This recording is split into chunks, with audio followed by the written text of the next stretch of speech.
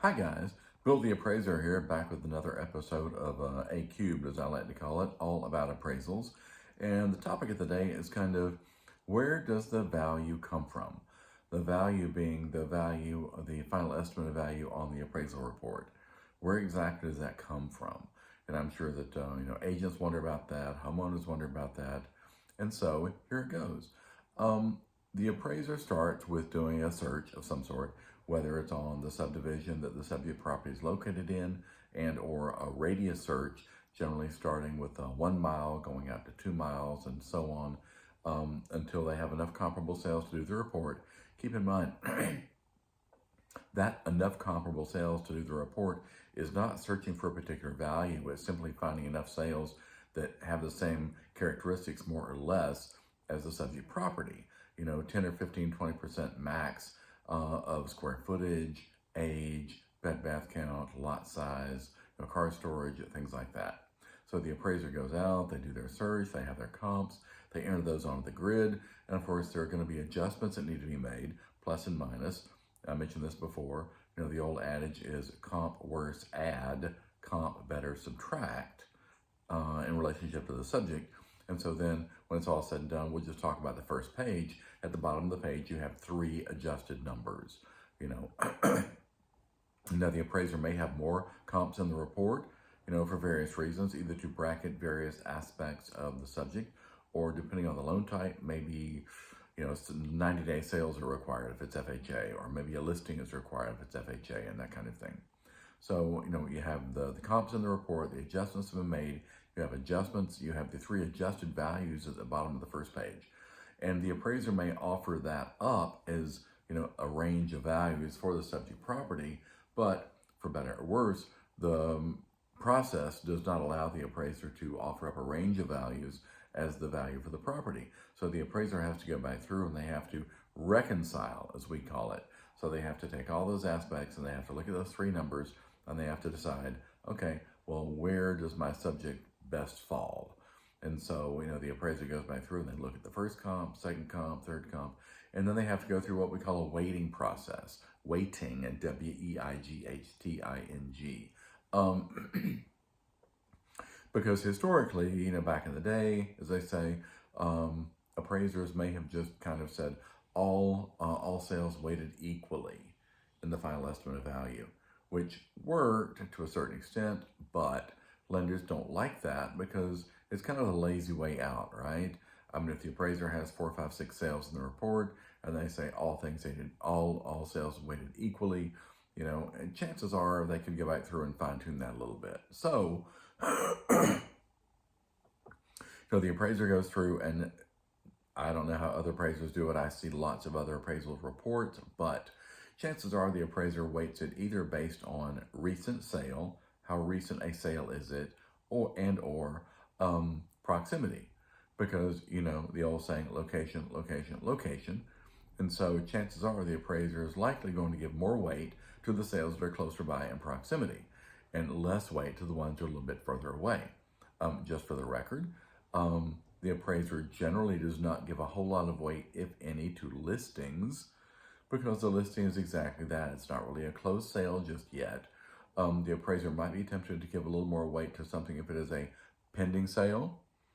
But even at that, by the same token, just because it's a pending sale doesn't necessarily mean it's going to sell for what the current list price is. And chances are the appraiser has no way of knowing what the actual contract price is because that's generally considered fairly private information. If an appraiser happened to know the listing agent, etc., the agent might be willing to share that information, but probably not.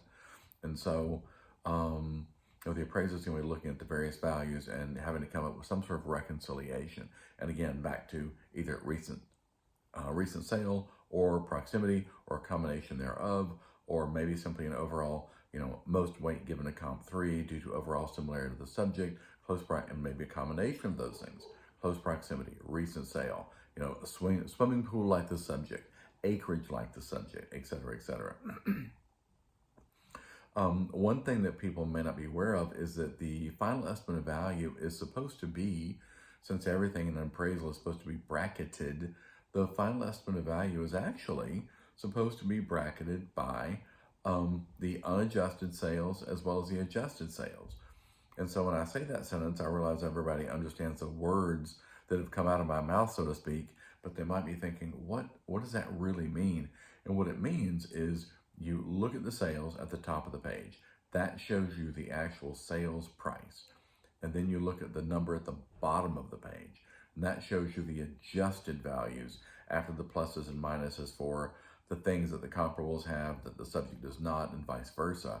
And so whatever final estimate of value the appraiser assigns to that property is supposed to fall between both of those ranges. And so, just for the sake of argument, if the adjusted sales, see if I can get this right the first time through, if the adjusted sales fell between 250 and 350, and the unadjusted sales fell between 250 and 350, and the adjusted sales fell between, 275 and 375, whatever the final estimate value is, needs to fall between that range, those two ranges. And so, if you go back and look at any appraisals you happen to have, you'll probably find that that is the case. And the reason for that is because the idea being that if it doesn't fall within both those ranges, then something may be off. In that, if it's too high to be in the unadjusted, bracketed by the unadjusted range, then maybe the appraiser had to add a lot, to the comparable sales in order to compensate for aspects that the subject property has, in which case maybe they weren't really the best comparable sales after all, who knows? And so that's something that an appraiser really is not allowed to do. The lender doesn't like to see the appraiser just adding money.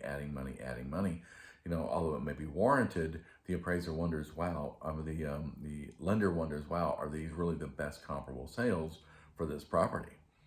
And so that goes back to why it has to be bracketed before and after unadjusted sales as well as adjusted sales. And so, the appraiser, that's part of the appraiser's task. I'm just looking at my notes here right quick, see if there's anything else I haven't missed right.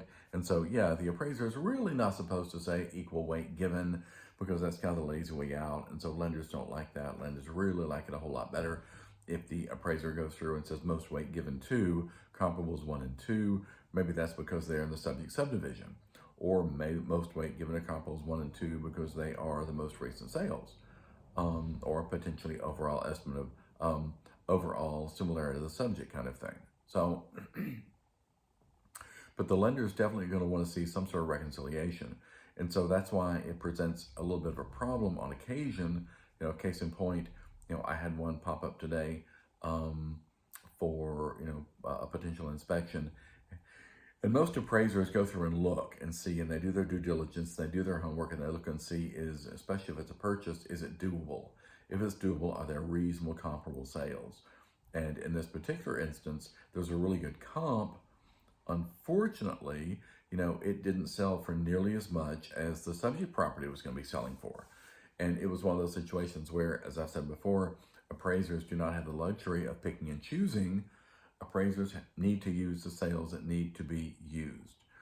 And because Fannie Mae and Freddie Mac, they know all the sales that should be used. And if the appraiser doesn't use one, chances are they're going to get a question about that later. Or if they mention it, someone could come back later and say, well, why didn't you use that one again? Tell me about it. And if the appraiser just goes ahead and does, well, that's part of the reason why, as we said before, why the appraiser even exists at all. The appraiser is the impartial, unbiased, disinterested third party, no dog in the fight, no skin in the game. In theory, the appraiser doesn't really care what it appraises for. And so, if the subject is selling for $500 and the comparable sold for $350, the appraiser really shouldn't care too much about that, assuming that the two properties are similar enough so that the sale can be used as a comparable for the subject. But a lot of appraisers might look at that and say, wow, I can't avoid that sale because the appraiser can't afford to cherry pick. They're not allowed to cherry pick.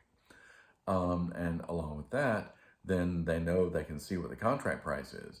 And so they're thinking, wow, the contract price is $5. This other comp sold for $350.